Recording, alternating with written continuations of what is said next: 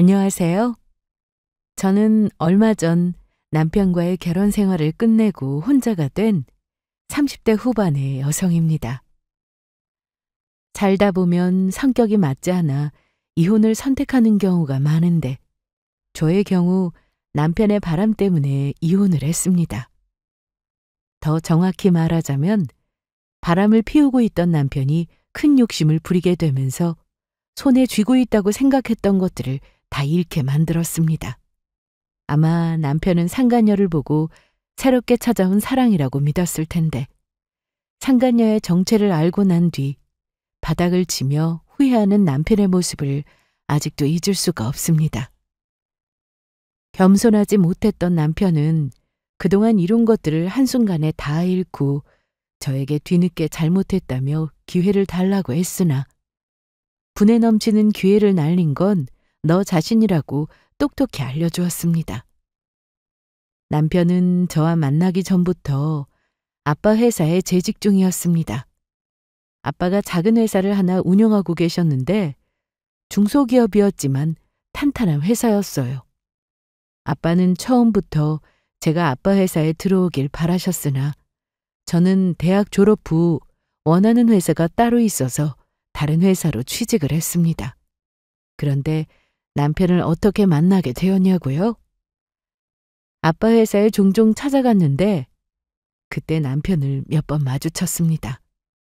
남편은 아빠 회사에서 실력 있는 직원으로 인정받고 있었습니다.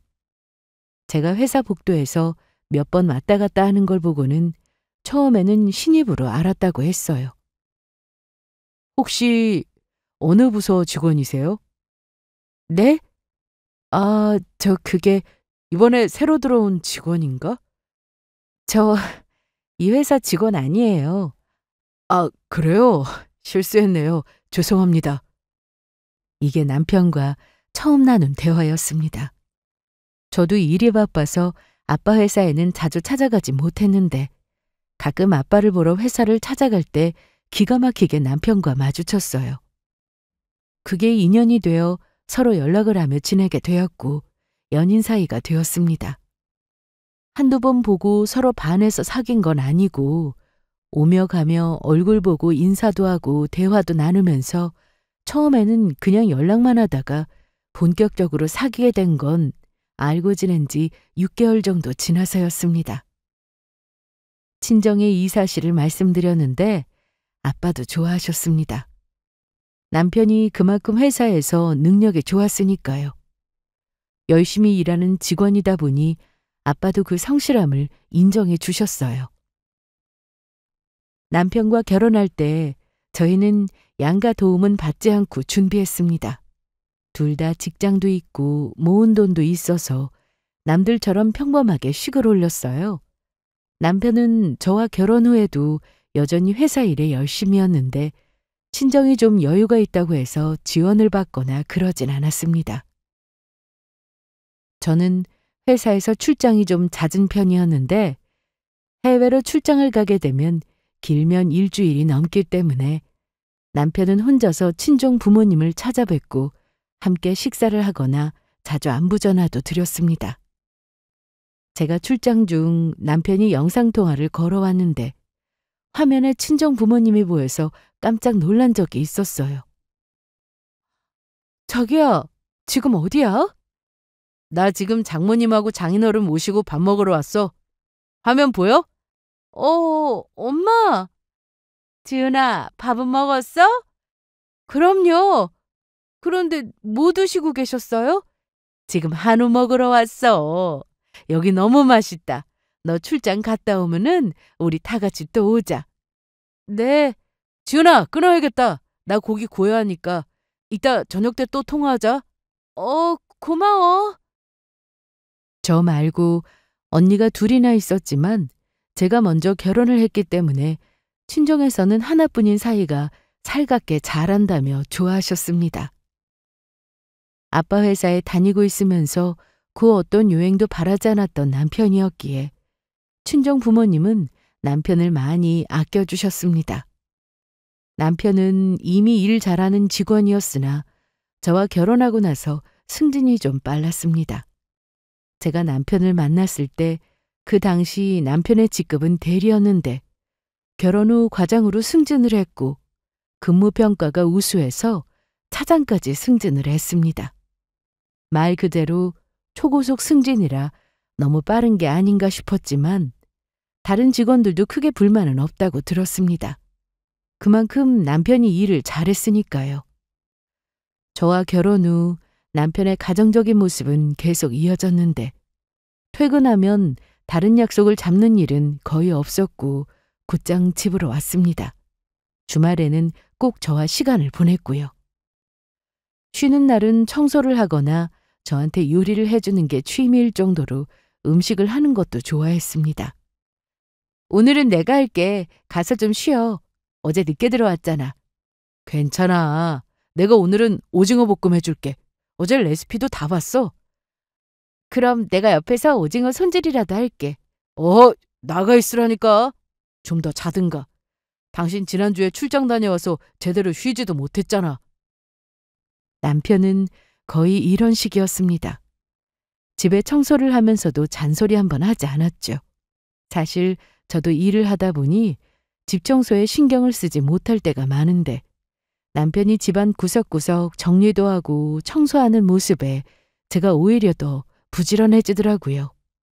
그래서 저희 집은 항상 깨끗하고 흐트러질 때가 없었습니다. 가끔 친정 부모님이 집으로 오시면 어쩜 집이 이렇게 깨끗하냐고 감탄하고 가시곤 했습니다. 남편은 집안일은 여자가 해야 하고 바깥일은 남자가 해야 한다는 이 말을 제일 싫어한다고 했습니다. 누구든 할 수 있는 사람이 하면 된다고 했어요. 살림도 적성에 안 맞으면 못하는 거라면서 남편은 오히려 재미있다며 집 꾸미는 것도 아주 좋아했습니다. 하지만 이걸 별로 좋아하지 않는 분이 계셨으니 바로 시어머니였습니다. 아무래도 본인 아들이 밖에서 돈을 벌어오는데 집에서 집안일까지 하는 걸 좋아하실 리 없었습니다. 그래서 남편이 잘하는 만큼 저도 시댁에 자주 연락드리고 어머님과 시간을 보낼 때도 많았어요.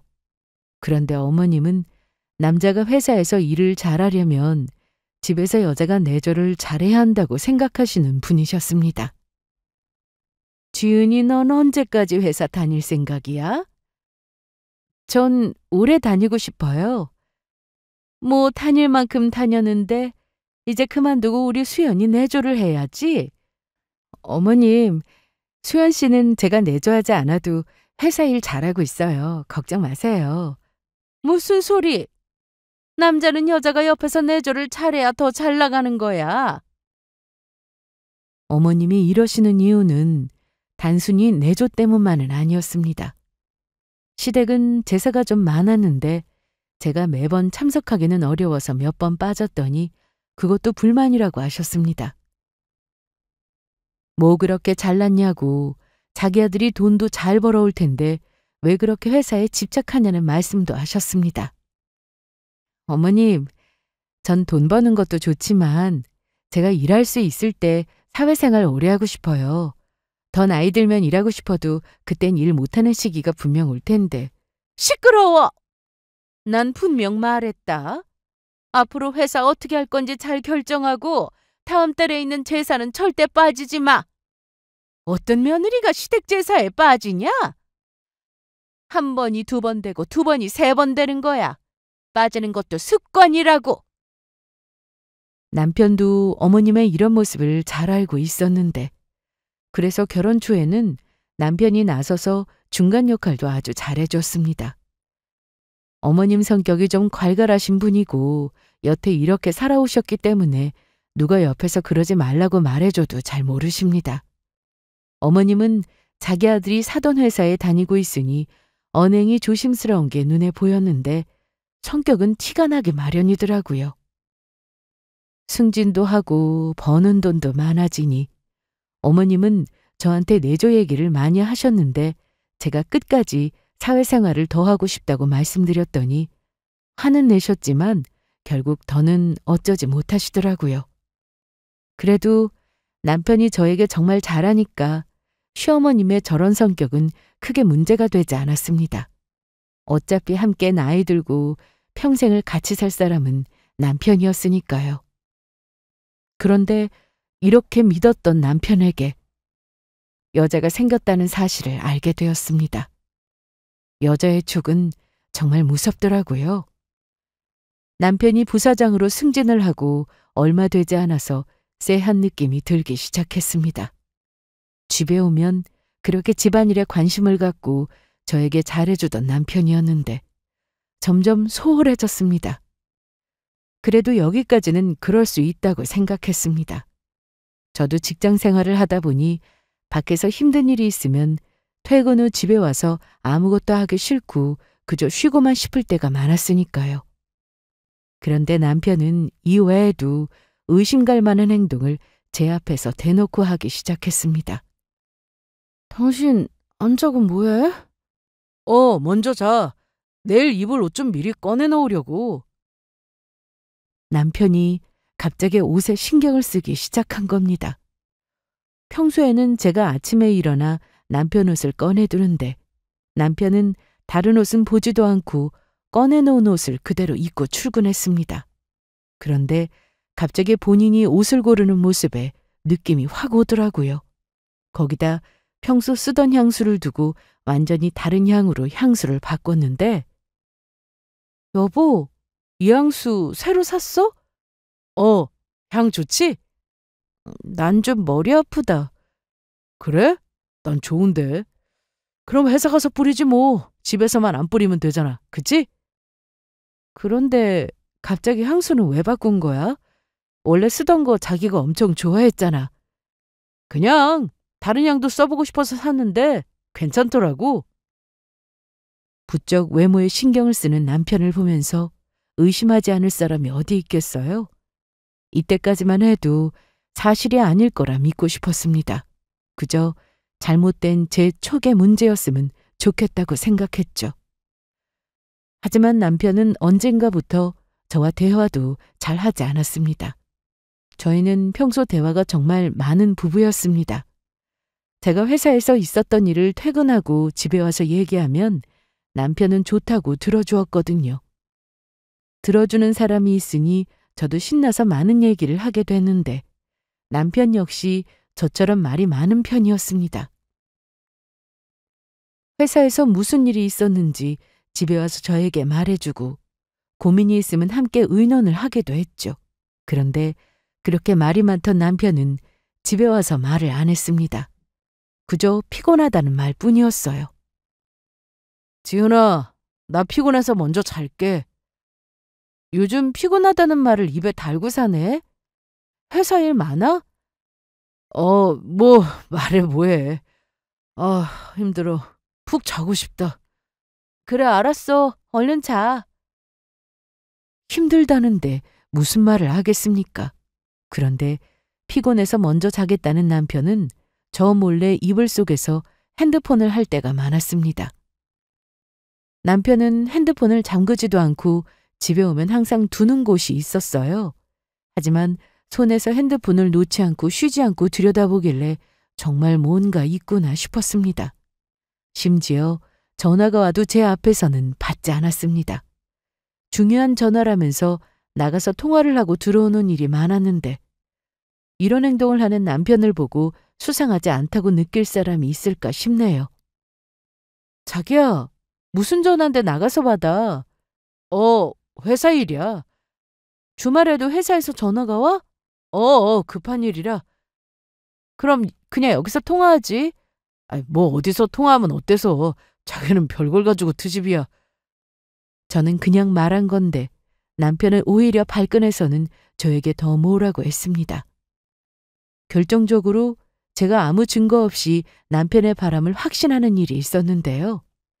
제 생일 때 남편이 가고 싶은 식당이 있으면 알아보라고 해서 바쁜 남편을 대신해 제가 예약을 해두었습니다. 생일이 한 달도 더 남았지만 제가 가보고 싶었던 식당은 예약이 금방 차는 곳이라 미리 알아보고 예약을 해야 했어요. 그래서 예약 후 남편에게 예약한 식당이 어딘지 알려줬습니다. 자기야, 여기 봐봐. 여기로 예약했어? 거기는 맛없는데. 자기 이 식당 가본 곳이야? 어? 아니, 우리 회사 직원한테 들었어. 그 직원이 거기 맛없다고 그랬다고? 내가 말을 잘못했네. 맛이 없다고 하더라고. 유명하긴 한데. 남편은 순간 당황하며 놀라는 기색에 역력했는데 제 느낌은 남편이 그 식당을 가본 것 같았습니다. 줄 서서 먹어야 하는 맛집도 질색하는 사람인데 한참 전에 예약해야 갈 수 있는 식당을 남편이 가봤다면 절대 본인이 알아보고 간 건 아니라는 생각이 들었어요. 여자의 직감이 무섭다는 걸 이번에 더 확실히 알게 되었는데 남편 몰래 핸드폰을 들여다보다가 바람을 확인했습니다. 상간녀와 문자를 주고받은 내용을 보고 저는 너무 충격을 받았는데요. 상대는 남편과 나이 차이가 10살이 훌쩍 넘는 젊은 여자였습니다. 이때는 정말이지 남편이 정신이 나갔다고 생각했습니다. 이 여자와 해당 식당을 갔다는 건데 배신감에 손이 덜덜 떨리고 화가 나 견딜 수가 없었습니다. 남편은 제가 눈치를 채고 있다는 걸 전혀 몰랐습니다. 본인이 하는 말은 제가 있는 그대로 다 믿는다고 생각하는 것 같았죠. 저는 남편의 외도 사실을 알고 나서 평상심을 유지하며 평소처럼 행동하려 했었습니다. 퇴근 시간이 늦어지길래 일이 바쁘냐고 물어보면 남편은 이런저런 핑계를 대기 바빴는데 제가 전화를 하면 회의 중이라고 하거나 운전 중이라며 전화통화를 길게 하지 못한다고 할 때가 많았습니다. 나 오늘 늦어. 먼저 자. 얼마나 늦어? 일 많아? 나 지금 바쁘니까 끊어. 내일 중요한 업무 때문에 회의 들어가야 돼. 근무 시간에 전화한 것도 아니고 퇴근 후 전화를 걸었음에도 저런 얘기만 할 뿐이었습니다. 심지어 외박을 하는 날도 있었는데 남편의 외도 사실을 안 직후부터 결혼을 결심했던 저였기에 외박을 하든 아예 집을 나가든 상관없었습니다. 남편이 이럴수록 증거만 쌓여가고 있었으니까요. 제가 어떻게든 가정을 지키고자 했다면 진작에 남편에게 말하고 대화로 풀어볼 생각을 했겠지만 너무 괘씸해서 용서하고 싶지 않았어요. 저는 남편이 집에 오면 핸드폰부터 확인했습니다. 평소와 달리 핸드폰과 한 몸이 된 남편이었는데 제대로 된 물증이 없는 상황에서 제가 알고 있다는 뉘앙스를 풍기면 남편이 폰에 있는 모든 내역을 삭제할 수도 있었기 때문에 티내지 않으려고 했습니다. 솔직히 이런 상황이 좀 짜증났습니다. 제가 핸드폰을 보기 위해서는 남편이 잘 때까지 기다려야 했는데 내가 왜 이렇게까지 해야 하나 싶은 생각에 괴로웠거든요. 당신 안 자? 매일 피곤하다면서 오늘은 안 피곤해? 오늘은 뭐 볼 게 있어서 좀 늦게 잘 거야. 왜? 아니 그냥 그럼 나 먼저 잔다? 그래. 일이 있다고 했던 남편은 잠들기 전까지 누군가와 계속 메시지를 주고받는 것처럼 보였는데요. 상대는 한 사람이었습니다. 상간녀였죠. 무슨 로미오와 줄리엣도 아니고 서로 보고 싶다고 난리더군요. 그리고 도대체 어디서 만난 여자인지가 매우 궁금했어요. 그런데 남편 핸드폰에서 쉽게 알 수 있었습니다. 주고받은 문자 내용을 보니 만남의 장소는 골프장이었어요.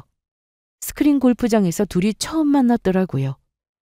원래 저와 같이 골프를 시작했는데 시간이 날 때면 스크린 골프장을 찾아 함께 연습을 하곤 했습니다. 재미있을 것 같아서 남편을 따라갔는데 해보니 저보다 남편이 금방 배웠고 실력도 빨리 늘었죠. 저는 회사 일도 바쁘고 골프에 영 소질도 없고 해서 남편만 쭉 다니게 되었는데요. 여기서 다른 여자를 만나 바람을 피울 줄은 전혀 몰랐습니다. 워낙에 가정적이던 남편이라 제가 느낀 충격은 생각보다 훨씬 컸습니다. 남편이 필드에 나간다고 하면 멤버는 정해져 있었기 때문에 별다른 의심도 하지 않았습니다. 남편 친구들을 제가 다 알고 있었거든요. 저를 포함해 남편 친구들과 함께 골프를 치러 나간 적도 몇 번 있었고요. 그런데 서로 연락을 주고받은 내용을 보니 상간녀가 중간에서 합류해서 남편 친구들과도 함께 어울린 걸 확인할 수 있었습니다. 그때 받은 배신감은 이루 말로 다 표현하기 힘들 정도였습니다. 당장이라도 두 사람을 함께 불러내서 가만두고 싶지 않았지만 변호사 사무실에서도 절대 함부로 행동하지 말라고 했습니다. 저는 남편의 외도 사실을 알고 난 뒤 춘종에도 이 사실을 바로 말씀드렸어요. 특히 아빠는 정말 크게 화를 내셨습니다. 아빠도 남편을 많이 믿으셨으니까요. 저는 하루하루가 지옥이었습니다. 차라리 모르는 게 약이라고 전혀 모르고 살았더라면 더 나았을까 싶은 생각이 들기도 했습니다. 하지만 이미 알게 되었으니 하루빨리 이 지옥에서 벗어나기 위해 본인들이 저지른 잘못에 대해 뼈저리게 후회하게 만들어줄 생각이었습니다. 회사 일 빼고 제가 매일같이 바쁘게 확인했던 것은 남편의 핸드폰과 블랙박스 그리고 이메일이었습니다. 핸드폰은 잠겨져 있지도 않았고 제가 차량 블랙박스를 확인할 것인지 몰랐던 남편은 영상을 고스란히 남겨두고 퇴근을 했습니다. 그러니 매일 밤마다 남편 차로 가서 블랙박스를 확인할 때면 남편이 낮에 뭘 하고 다녔는지 다 알 수 있었습니다. 내비게이션에는 상간녀가 사는 집 주소가 찍혀 있었고 이메일은 카드 결제 내역을 확인할 수 있었습니다. 특히 핸드폰에는 정말 많은 증거가 나왔는데 모르는 사람이 볼 때는 그야말로 이제 막 사귀기 시작한 풋풋한 연인으로 알 정도로 두 사람은 아주 절절한 사랑을 하고 있는 것처럼 보였습니다. 하지만 제 눈에는 그저 더러운 불륜일 뿐이었습니다. 그런데 그 증거를 모으던 중 상간녀가 그냥 평범한 사람이 아니라는 걸 알게 되었습니다. 그걸 알고 소름이 돋기도 했는데 남편은 그것도 모르고 오직 사랑이라고 믿고 만나더라고요. 서로 주고받은 문자나 녹음된 통화 내용을 들어봐도 너무 애틋했으니까요. 마치 남편과 제가 결혼하기 전 연애할 때 모습이 생각날 정도였습니다. 그래서 더 화가 나기도 했네요. 그러던 어느 날 남편이 퇴근 후 집에 와서 저에게 이런 얘기를 했습니다. 요즘 회사 일이 너무 많아서 힘드네. 아, 그래? 직급이 높아진 만큼 일이 힘든 거야 당연하지. 그건 그런데 피곤해. 쉬어도 피로가 풀리지도 않고. 남편은 퇴근하고 집에 오면 회사 일 때문에 피곤하다는 말을 입에 달고 살았습니다. 그러면서 회사를 그만두고 싶다는 말까지 하더라고요. 뭐? 회사를 그만두고 싶다고? 너무 힘들어서 그런 생각까지 드네. 솔직히 나 부사장인데 다른 회사 부사장하고 대우도 좀 다른 것 같고. 그게 무슨 소리야? 전에는 그런 얘기 없이 만족한다고 했으면서? 아, 몰라. 암튼 이렇게 힘들게 일하면서 회사를 다녀야 하나 싶다. 회사 그만두면 뭐 할 건데? 그게 내 친구가 운영하는 회사가 있는데 거기서 나보고 오라고 그러네? 아직 간다고 말은 안 했어. 그래도 내가 부사장인데 함부로 자리 옮기고 그러면 안 되니까. 아니, 친구가 운영하는 회사라면서 왜 당신이 오길 바라는데? 그게 친구 녀석이 나한테 회사 맡기고 좀 쉬고 싶다고 하더라고. 남편은 지금 회사도 운영하기 벅차다고 하면서 친구네 회사에 가서 사장이 되면 더 힘들 텐데 앞뒤가 맞지 않는 말을 했습니다. 본인도 말이 안 된다는 걸 알았는지 얼버무리면서 더는 말을 하지 않았는데 여자에 빠져서 잘 다니던 회사도 그만둘 생각을 하고 있는 게 어이가 없었습니다. 그리고 한편으로는 잘 됐다 생각했어요. 남편이 회사를 그만두기 전에 이미 잘릴 거라서 어디 멋대로 떠들어봐라 하고 남편이 하는 말을 그냥 다 들어줬습니다.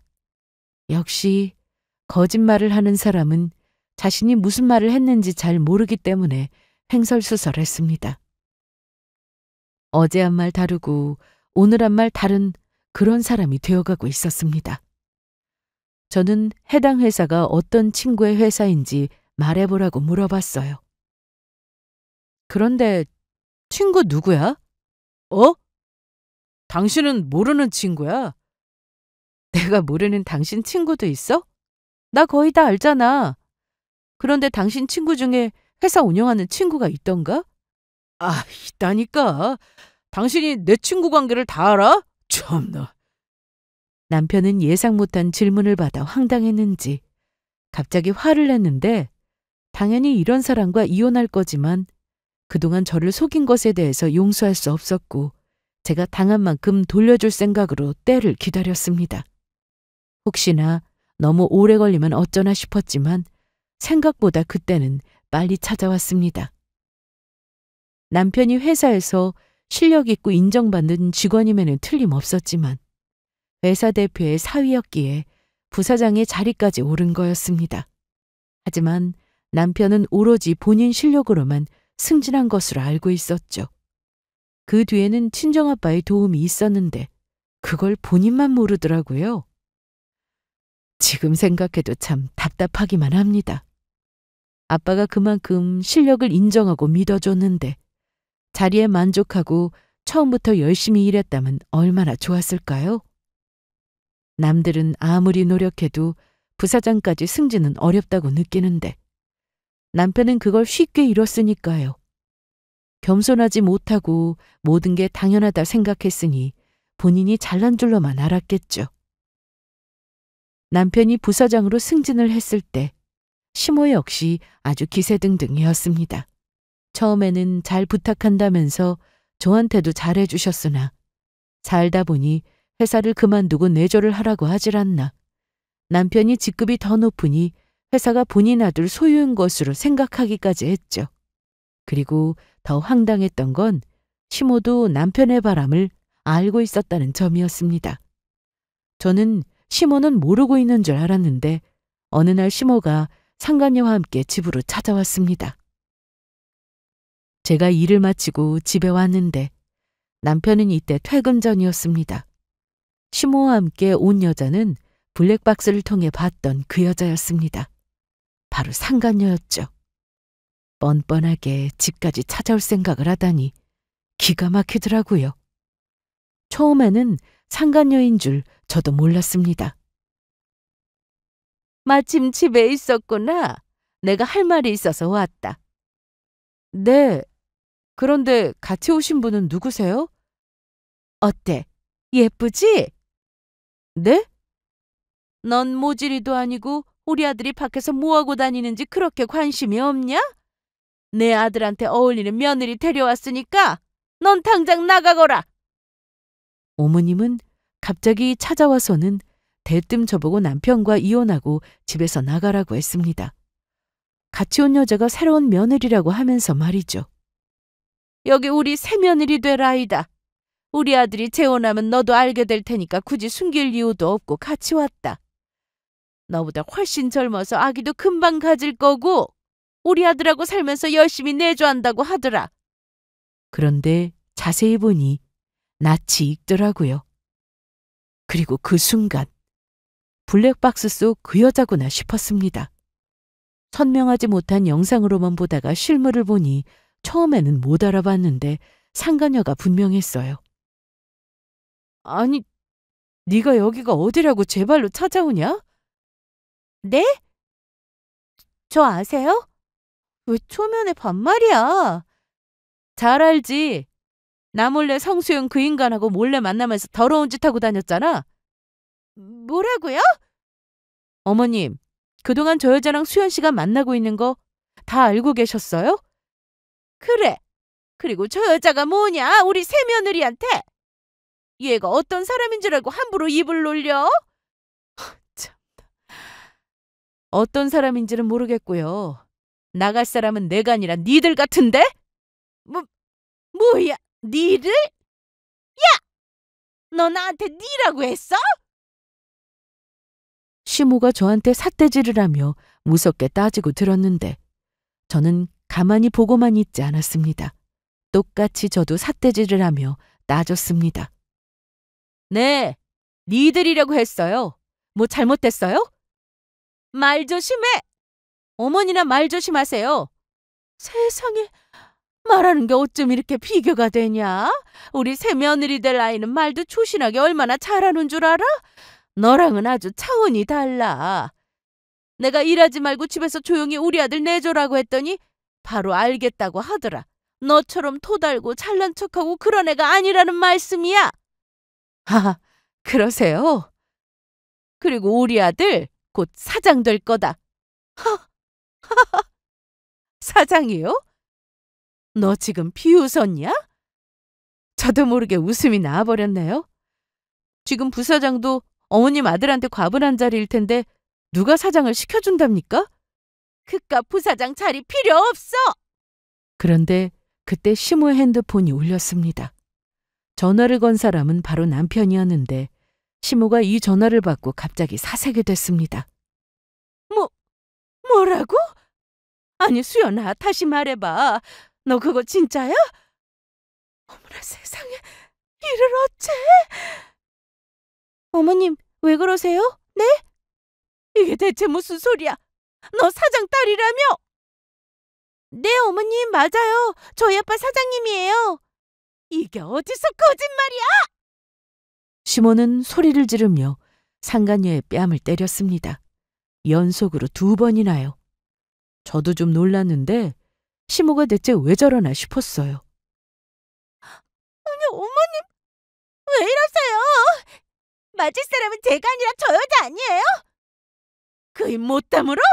어떻게 우릴 감쪽같이 속였어? 뭐가요? 사장 딸 아니라며? 누가 그래요? 내 아들이! 네? 네 말이 정말 맞으면 지금 당장 전화 걸어!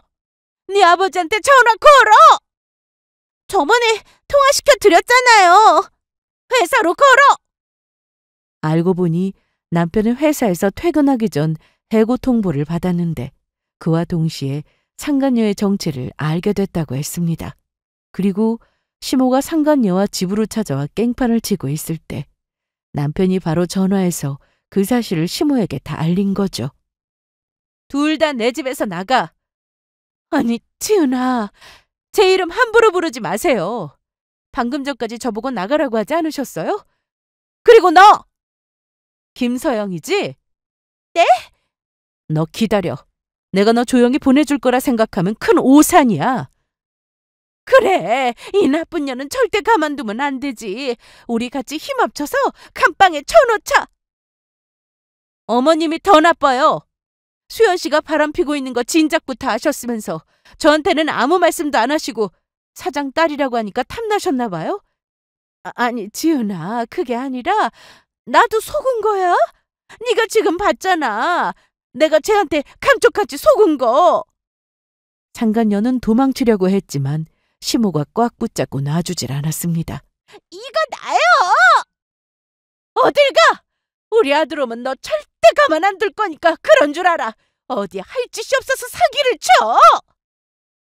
제가 남편의 외도를 알고 나서 상간녀가 어떤 사람인지 궁금했는데 처음에는 그냥 젊고 예쁘니까 남편이 넘어간 거라 생각했습니다. 그런데 두 사람이 나누는 대화 내용이 심상치 않았어요.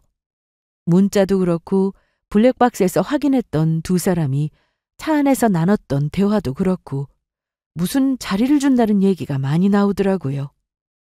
저는 그동안 매일같이 증거를 모으면서 대체 이 여자가 누군가 했는데 남편에게는 본인이 한 회사의 사장 딸이라며 의도적으로 접근한 걸 알 수 있었습니다. 문자에 정확히 이런 내용이 있었어요. 오빠, 제가 외동딸이라 아빠가 회사 물려줄 사람이 없다고 근심이 크세요. 저는 세상 물정도 잘 모르는데 회사를 물려받기엔 무리잖아요. 그래서 빨리 사익감 데려오라고 난리거든요. 제가 볼 땐 오빠가 그 자리에 딱 어울리는 사람 같아요. 어때요? 난 이미 다니고 있는 회사가 있는데. 오빠 그 회사에서 사장도 아니고 부사장이라면서요? 우리 아빠 회사로 오면 바로 사장 자리에 앉을 수 있는데 더 좋은 거 아닌가?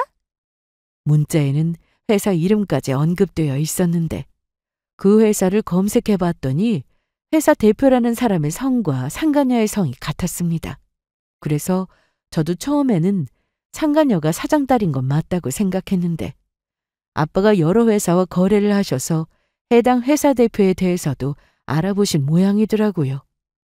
실제 그 회사 대표에게 외동딸이 있는 건 맞았지만 나이도 많고 결혼해서 아이까지 있는 유부녀라고 했습니다.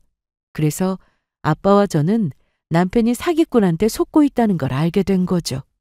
그것도 모르고 여자한테 빠져서 사장 자리에 앉아보려고 한 건데 욕심이 화를 부른다고 다 남편이 자초한 일이었습니다.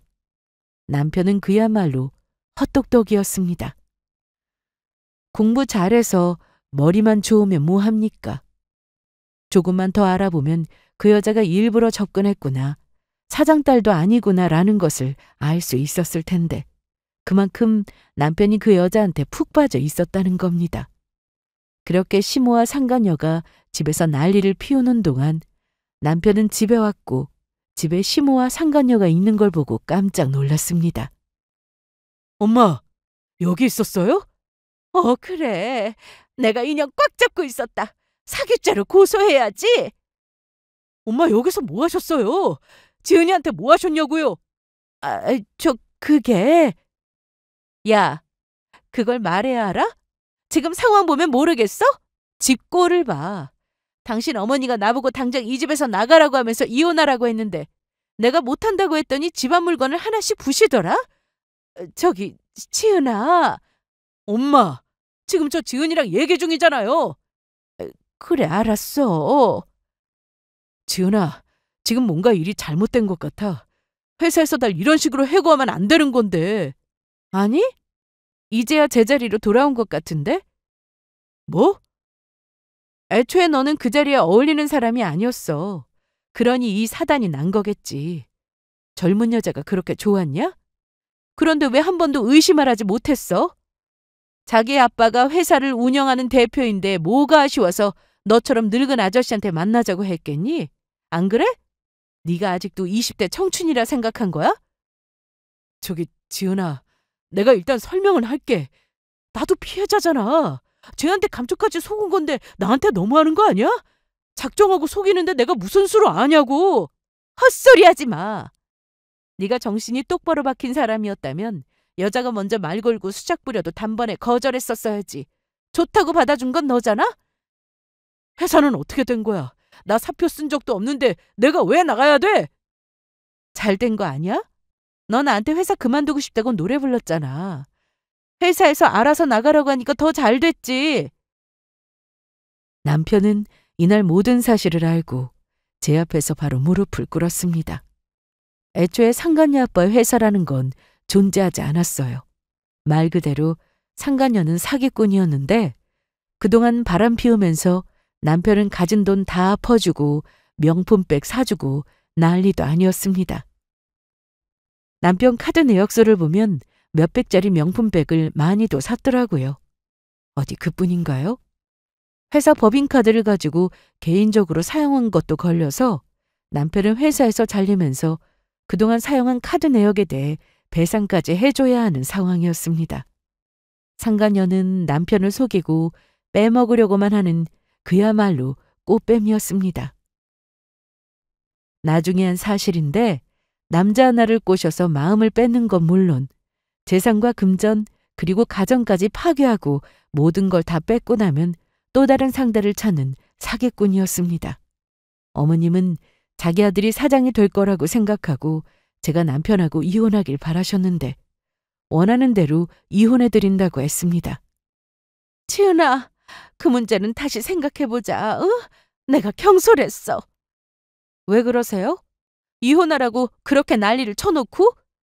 내가 몰랐잖아. 알았든 몰랐든 사람이 어쩜 그렇게 간사해요? 원하시는 대로 이혼해드릴 테니까 당장 이 집에서 나가세요. 이날 저희 집은 그야말로 난장판이었습니다.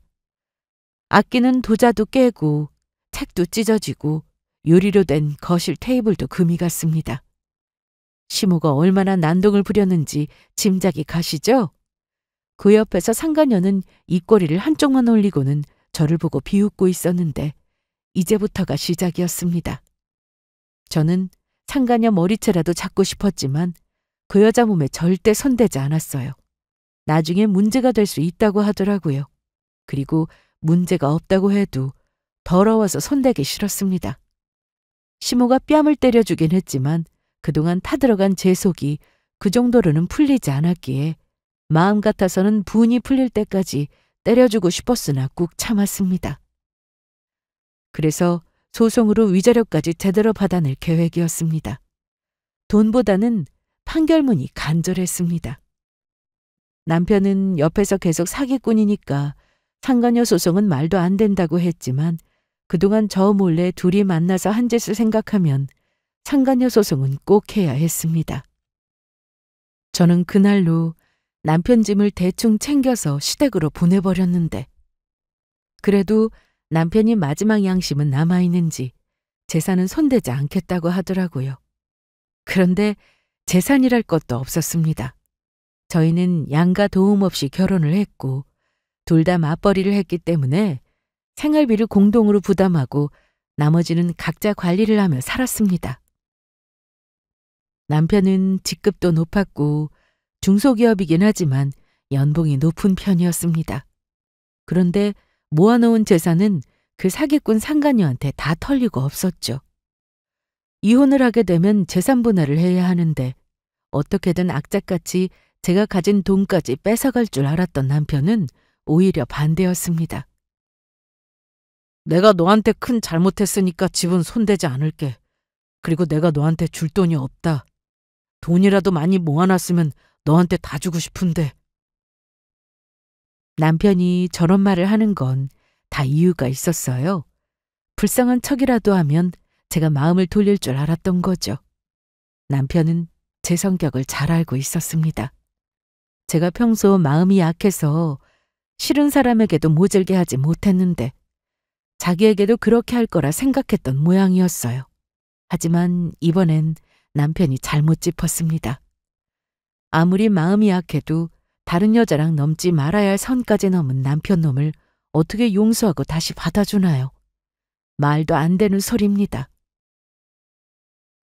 그래서 저는 예정대로 이혼 소송과 상간녀 소송 모두 진행하게 되었습니다. 그러자 남편은 역시나 본색이 드러나더라고요. 회사를 마치고 집에 왔는데 시댁에 갔던 남편이 찾아왔습니다. 왜 왔어? 두고 간 게 있어서 그것만 가지고 갈게. 입을 옷이 없다며 금방 챙겨서 나간다고 하기에 들어오게 했는데 사실 완전히 이혼하기 전이라 남편을 집에 못 들어오게 하는 건 안 된다고 하더군요. 꼴 보기 싫었지만 들어오게 했습니다. 남편은 들어와서 안방으로 들어가더니 옷장에 걸린 옷들을 하나씩 빼서 가방에 넣기 시작했는데 벌써 다 싸고 나왔을 시간인데 시간이 너무 오래 걸리더라고요. 아직 멀었어? 좀 시간이 걸릴 것 같네. 짐 다 챙긴 것 같은데? 저기 지은아. 왜? 내가 염치 없지만 이혼 말이야.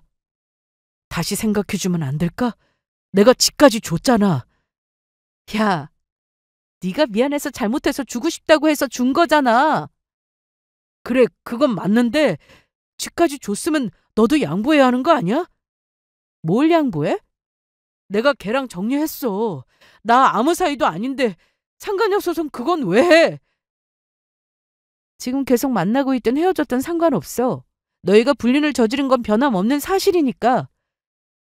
너 정말 이럴 거야? 우리가 같이 산 세월이 있는데 내가 그깟 실수 좀 했다고 이렇게까지 해야겠어? 나도 억울하고 분해. 화나서 미치겠다고. 어린 여자한테 속은 걸 생각하면 진짜... 장인어른 언제 오셨어요? 장모님도 계셨어요? 친정 부모님은 혼자 있는 제가 걱정된다며 며칠 전부터 집에 와 계셨는데 남편은 그것도 모르고 이 큰 소리를 쳤던 겁니다. 우리 지은이가 알아서 하고 싶다고 해서 내가 참고 있었는데 지금 이게 뭐 하는 짓인가? 뭐가 그렇게 억울하고 분해? 우리 지은이보다 더 억울해? 사람 속여가며 뒤에서 몰래 다른 여자 만나고 다닌 주제에 어디서 억울하다는 말을 함부로 하나? 아빠는 이날 화를 참지 못하시고 남편의 멱살까지 잡으셨습니다. 부사장씩이나 됐으면 막중한 책임감을 가지고 일을 더 열심히 해야지. 직원들은 눈이 없나? 회사에서 자네가 어떻게 일했는지 모르는 직원들이 없어. 툭하면 자리 비우고 나가고 법인카드 마음대로 쓰고. 내가 너 오늘 절대 가만 안 둬. 장인어른, 왜 이러세요? 지은아, 좀 말려봐. 엄마나 저나 아빠를 말릴 수밖에 없었습니다. 집에 남편이 사용하던 골프채가 있었는데 아빠가 그걸 손에 들고 계셨거든요. 이러다 정말 큰일 날 것 같다 싶어서 아빠를 어떻게든 말렸는데 남편은 많이 무서웠는지 눈물에 콧물에 얼굴이 아주 엉망이었습니다. 잘못했습니다, 장인어른. 잘못했어요. 당장 나가! 그리고 소송 취하, 꿈도 꾸지 마. 그럴게요. 빨리 안 나가? 지금 나가고 있어요. 지은아, 내가 전화할게. 전화하는 순간 너 있는 곳으로 쫓아갈 테니까 우리 딸한테 한 번만 더 전화하고 찾아오면 그땐 정말 가만 안 둬. 네, 알겠습니다. 그럴게요. 저는 그날 이후로 소송에 많은 시간을 써야 했는데 그래도 좋은 변호사님을 만나 수월하게 소송이 진행될 수 있었습니다. 상간녀의 변호사는 앵무새처럼 같은 말만 반복했는데 너무나도 빼박인 증거 앞에서 무슨 말이 필요하겠습니까? 6개월에 가까운 시간 동안 모든 소송은 잘 마무리가 되었는데 저는 두 사람에게 위자료도 받았고 특히 제가 그토록 바라던 상간녀의 판결문도 나왔습니다. 소송 중 알게 된 사실이 하나 있는데 상간녀가 참 대단한 사람이더라고요. 남편한테만 사기를 친 게 아니었습니다. 이미 전과도 있는 사람이었어요. 남편과 만나면서 다른 사람도 있었다는데 그저 놀라울 따름이었습니다. 이 일로 남편은 상간녀를 사기죄로 고소한다 어쩐다 하는데 제가 알아야 할 이유도 없고 알고 싶지도 않았습니다. 남편은 저와 이혼 절차가 완전히 끝난 후 정신이 번쩍 들었는지 잘못했다고 어떻게든 다시 잘해보자는 말을 해왔으나 저는 단번에 거절했습니다. 믿고 산 만큼 배신감도 충격도 너무 커서인지 다시 받아줄 생각이 요만큼도 들지 않더라고요. 전 남편이 된 그 인간은 그간 돈을 많이 벌어놓고도 상간녀한테 다 뺏겨서 가진 재산도 없었는데 그래서인지 전 시모도 지겹도록 저를 찾아왔습니다. 어떻게 안 되겠어? 네, 안 되겠네요. 우리 아들 불쌍해서 어떡해. 뭐가 불쌍해요? 꽃뱀한테 당한 것도 억울한데 이혼까지 당하고 일자리도 잃고 불쌍하지? 꽃뱀이라고 하지 마세요. 어머님 아들은 사랑이라고 했으니까요. 그리고 팔다리 멀쩡한데 알바라도 하라고 하세요. 전처럼 부사장짜리 알아보지 말고요. 그러기에 욕심도 정도껏 부려야죠. 사람이 잃을 게 많으면 겸손해야지 어쩜 그래요? 아들이 정신 못 차리면 옆에서 정신 차리게 해야 하는 게 부모 아니에요? 이럴 때 쓰라고 자업자득이라는 말이 있나 봐요. 너무 잘 어울리죠? 그리고 더는 이런 식으로 회사에 찾아오고 그러지 마세요. 이렇게 제 얼굴 보여드리는 것도 오늘이 마지막입니다. 저는 전 남편과 살던 집을 처분했고 친정으로 들어가게 되었습니다. 그리고 가장 최근에 전 남편에 대한 소식을 들었는데 상간녀를 상대로 고소를 진행 중이라고 했습니다. 그런데 그 상간녀는 전 시모가 자신을 폭행했다며 폭행죄로 고소를 한 해 만에 하고 있다는데 소송 자체가 가능한 건지는 모르겠습니다. 그리고 더는 그 인간들 소식은 알고 싶지도 않아서 어떻게든 들려와도 무시하려고 합니다. 저는 그동안 힘든 시간을 겪어야 했지만 회사에서 근무평가가 좋게 나오면서 얼마 전 승진을 하게 되었습니다. 그리고 아빠의 회사 역시 잠시 동안 내부가 좀 시끄럽긴 했으나 그래도 부사장 자리에 알맞은 분이 오시게 되면서 전보다 더 안정적으로 운영되고 있습니다. 전 남편과의 결혼 생활은 제 인생에서 지우고 싶은 부분이었지만 그래도 살면서 시련 한번 겪어보지 않은 사람이 어디 있겠어요? 그래서 저는 과거는 잊고 앞만 바라보며 다시 제 인생을 잘 살아보려고 합니다. 끝까지 제 사연을 들어주셔서 감사드리고 여기서 이만 마치도록 하겠습니다.